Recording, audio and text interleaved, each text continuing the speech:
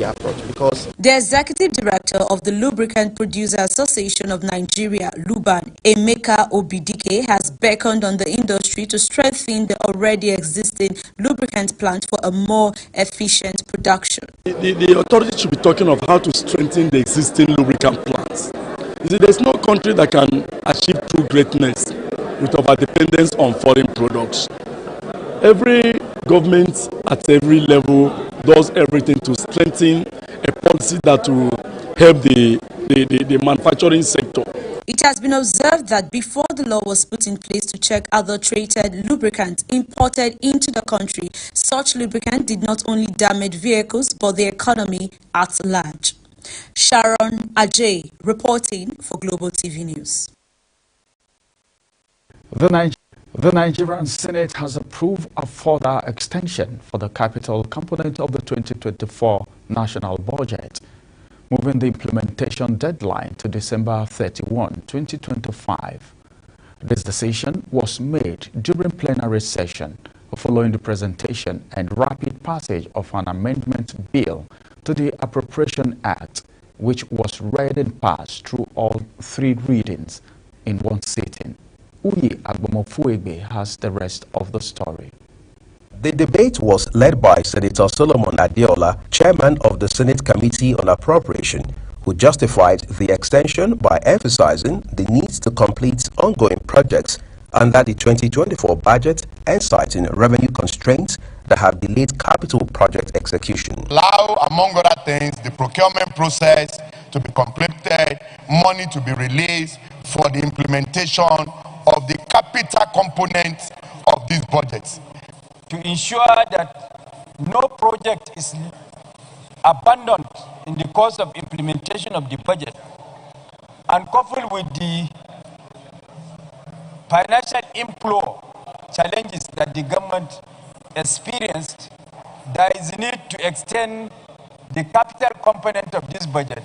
Some senators, including Abdullah Yahaya and Abdul Ningi, criticized the repeated extensions as indicative of weak execution capacity within ministries, departments, and agencies, urging the federal government to provide explanations and calling for a committee inquiry. Have committed their resources, conducted government work, did everything, but up to now their payments have been stalled. And there are so many projects, some ministries where even no work has been done in terms of going through the appropriation processes. So I think we need to know what really is happening. So I'm going to bring a motion sequel to the passage of the bill, which says the Committee on Appropriation and Finance should investigate the recurring dismal of non-implementation of the capital component and report back within 1 week or two. Those who have done their jobs, committed their resources, cannot be paid. The benefits of the budget that we all took time to work on and pass has not gotten to the people. I think that unless we take it very seriously up with the Ministry of Finance, this Parliament will become an embarrassment into itself.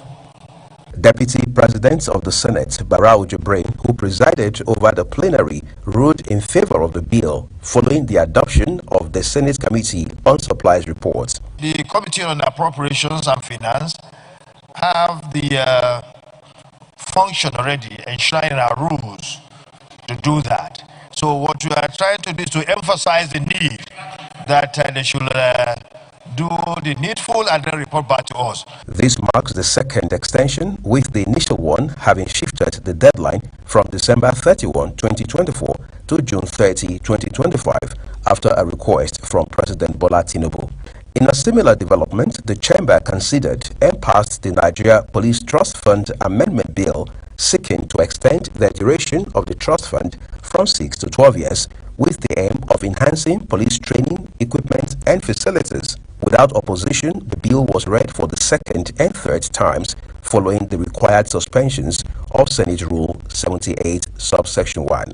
Of the bill, Mr. President and distinguished colleagues, is basically to amend Section 2, Sub 2 of the Extant Act to extend the duration of the trust fund as established by the Act. Both bills now await concurrence by the House of Representatives before heading to the President for assent. Uyi Agmofwebe reporting for Global TV News.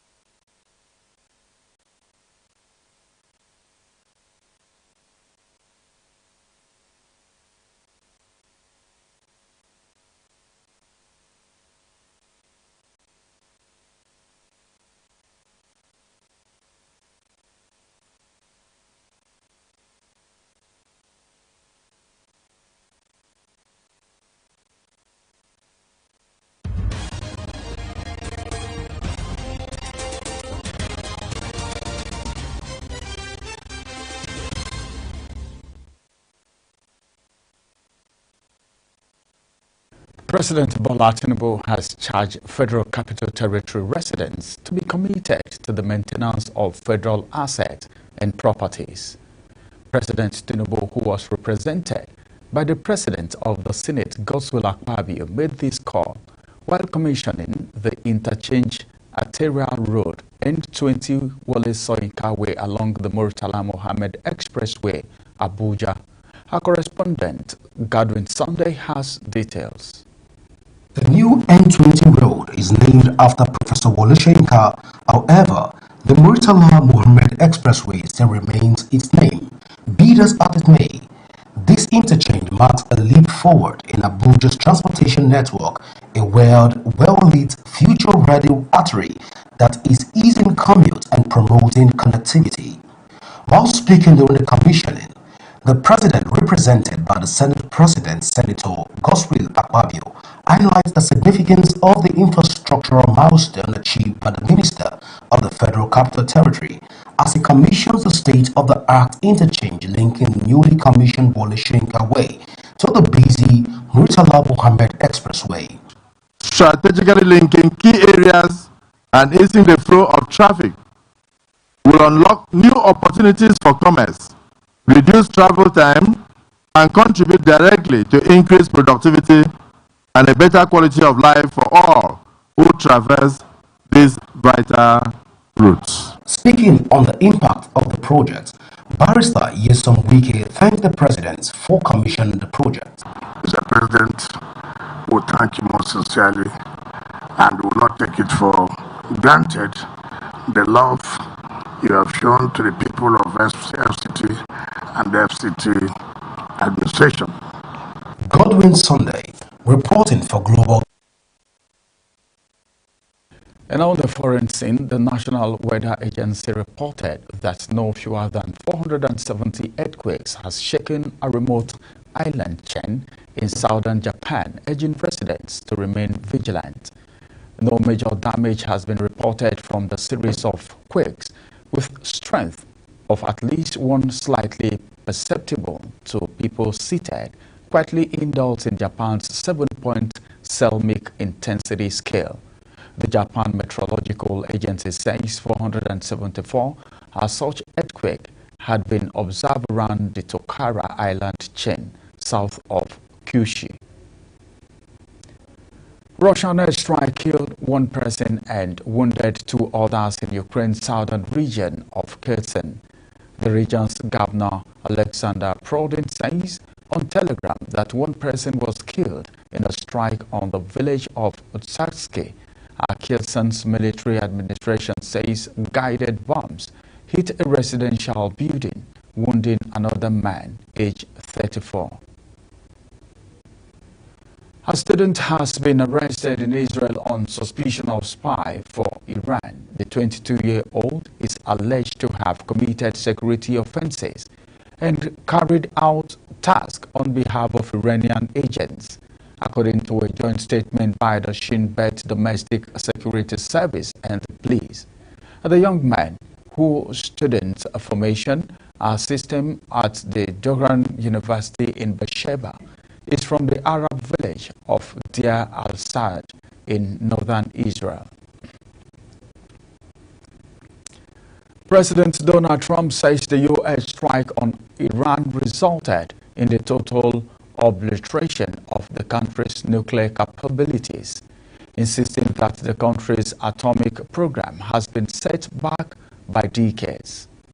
President Trump took the victory lap at NATO's Hague summit, joining leaders in reaffirming what he called the iron-sky commitment to protect each other after allies agreed to his demand to ramp up defense spending. Uyi Agbomofuegbe reports. The U.S. leader appeared keen to take the commendation as he secured a key foreign policy win by getting NATO's 32 countries to agree to meet his headline target of 5% GDP on defense spending. I believe it was total obliteration. I believe they didn't have a chance to get anything out because we acted fast. If it would have taken 2 weeks maybe, but it's very hard to remove that kind of material. Very hard and very dangerous for them to remove it. Plus they knew we were coming. And if they know we're coming, they're not going to be down there. There aren't too many people that are going to be down there. In a move that will provide reassurance to allies in Europe worried over the threat from Russia, Trump signed off on a final leader's declaration confirming commitment to NATO's collective defense pledge that an attack on one is an attack on all. Uyi Agbomofuegbe, reporting for Global TV News. And now to the world of sport, where two-time UFC middleweight champion Israel Adesanya will be inducted into the UFC Hall of Fame on Thursday today at his epic 2019 clash with Kelvin Gastelum joined the promotion prestigious fight week.